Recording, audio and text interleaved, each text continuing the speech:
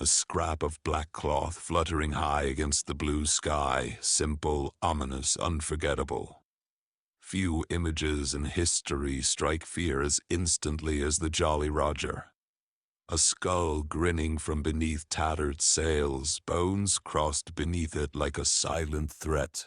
It wasn't just a flag, it was a warning, a myth, and a promise, all in one. The sight of it turned calm seas into a battleground, and brave sailors into trembling men. The Jolly Roger was far more than a pirate's calling card. It was a powerful psychological weapon. Imagine a calm day in the Caribbean. A merchant ship drifts across sunlit waters, sails full and crew at ease. Then, a speck appears on the horizon. It grows larger, closer, until the shape of a ship emerges, sleek, fast, unfamiliar. And then the wind catches its sails, and the black flag unfurls. A white skull stares down from above, its bony grin unmistakable. For the crew below, fear sets in immediately. That flag doesn't just mark a pirate ship. It marks the end of safety, the end of certainty, the beginning of terror. In a time when naval law ruled the seas and merchant routes were well-traveled, the Jolly Roger was a rupture in the known world. It meant you were being hunted. You had two choices: surrender and hope for mercy, or resist and risk everything. The skull and crossbones were not just symbols. They were promises. Promises of plunder, violence, and death. But even deeper than fear, the flag whispered of something darker still. Rebellion, a challenge to kings and empires, a banner that belonged to no nation but claimed dominion over the open sea. The classic skull and crossbones may be the most iconic, but pirate flags were far from uniform. Each design spoke its own grim language, a dark message whispered across the sea. These flags were carefully crafted symbols, designed not just to frighten, but to tell a story, sometimes of death, sometimes of defiance. Some bore full skeletons, dancing or wielding spears. Others held hourglasses, a silent reminder that time was running out. A red flag, known as the Jolie Rouge, was perhaps the most terrifying of all. It meant no quarter would be given. No mercy. A fight to the death. Bartholomew Roberts, known as Black Bart, famously flew a flag of himself standing beside a skeleton, both raising goblets in a ghostly toast. It wasn't just for flair. It sent a message. He was unafraid of death. He welcomed it as a companion on the voyage. These designs weren't random. Pirates chose their flags deliberately, tailoring them to their reputations. Some hoped fear alone would win them a ship without spilling blood. Others wanted to taunt their victims, to play with fear like a cat with a mouse. And so the black banner wasn't just cloth, it was theater. A performance of menace, a glimpse into the pirate's soul. The flag might have been bold, but life beneath it was anything but glamorous. Hollywood gave us charming rogues with swords and swagger, but real pirate life was far less forgiving. The sea was unkind, and so was the ship. Food spoiled quickly under the tropical sun. Fresh water turned foul in wooden barrels. Scurvy hollowed out gums and blackened teeth. Wounds often festered without proper care. There were no doctors, only rough hands and crude tools. Sometimes the saw was quicker than the cure. Disease swept through cramped quarters, and tempers flared fast among desperate men. Disagreements could erupt into violence, and yet pirate ships ran with surprising order. Codes of conduct governed daily life.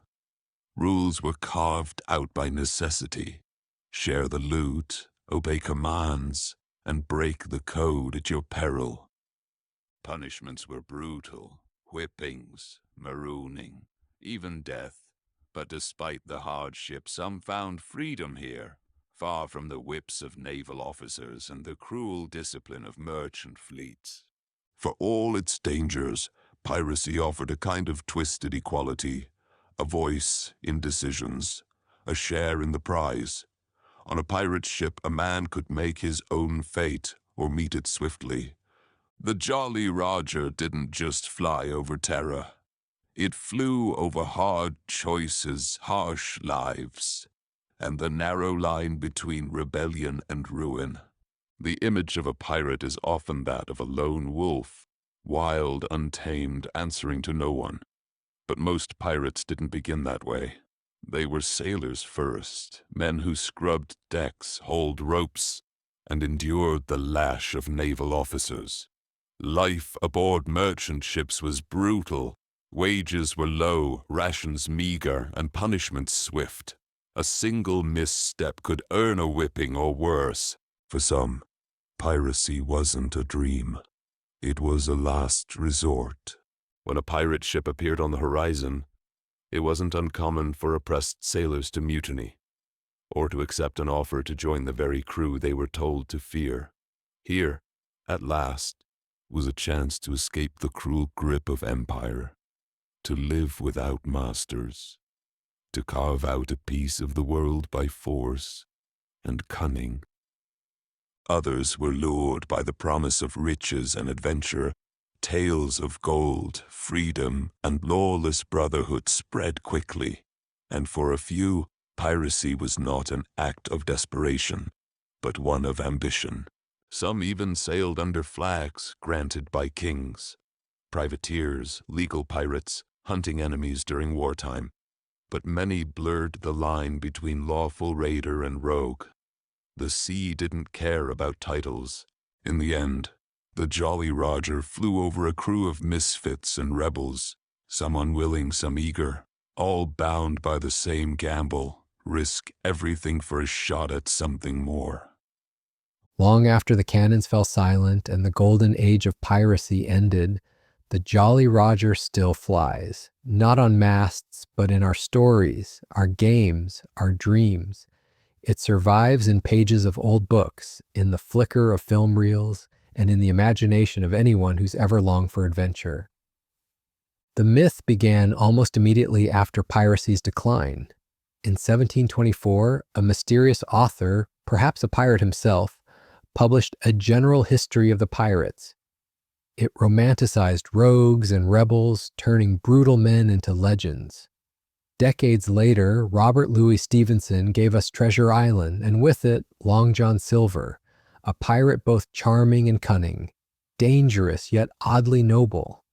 Hollywood took the torch and ran with it. Errol Flynn crossed swords with tyrants on the silver screen. Later, Pirates of the Caribbean embraced the magic, turning the pirate captain into something mythic, ghostly, even eternal. Why does the symbol endure? Because the Jolly Roger represents more than piracy. It stands for rebellion, for danger and freedom, for stepping off the map into the unknown. It whispers of wild oceans, of hidden treasure, of a life untamed by rules. It speaks to something deep inside us all, the yearning to break free, to chase the horizon, to choose our own path, no matter the cost. And so, as long as we tell stories, the Jolly Roger will never sink. Thank you so much for listening.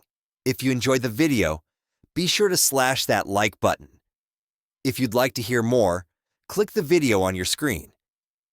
More pirate-related content located right here. Be sure to hit that subscribe button like a true pirate.